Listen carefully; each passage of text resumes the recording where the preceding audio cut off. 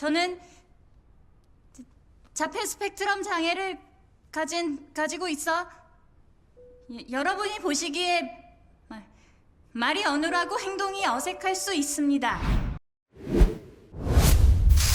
اهلا بيكم في حلقه جديده من برنامج ريل دراما. حلقه النهارده عن مسلسل اكسترودينري اتورني وو مش مجرد محاميه عبقريه عندها اضطراب طيف التوحد، دي روح مختلفه بتعيش في عالم ليه ايقاع خاص، عالم من الحيتان والقوانين والتفاصيل الصغيره اللي محدش فينا بياخد باله منها. وو دايما عايشه جوه لوحه كبيره مبهره بترسمها كل يوم بخيالها ومشاعرها، لكن التحدي الحقيقي اللي بيقابل بطلتنا مش انها تحل القضايا وتفوز بيها، لكن انها تتقبل نفسها وسط عالم غريب عنها مفيش بينها وبينه اي لغه تفاهم واضحه. في كل حلقه وو بتعلمنا ان القوه الحقيقيه مش انك تتشبه باللي حواليك لمجرد انهم يتقبلوك وتكون فرد من ضمن القطيع، لكن القوه انك تكون على حقيقتك وتثبت انك تستحق مكانك حتى لو مفيش حد شايفك او متقبلك. وزي ما تجربتها في عالم المحاماه كانت جديده عليها، وو بتجرب شعور جديد غريب، قلبها بيدق لاول مره، بتبدا تتوه وسط لخبطه مشاعرها وبتتحط في اختبار اصعب، الخوف من انها تكون مش كفايه، انها مش بنت طبيعيه زي اي بنت تانية ممكن تسعد حبيبها، وما بين خوفها من الوصمه اللي بتلاحق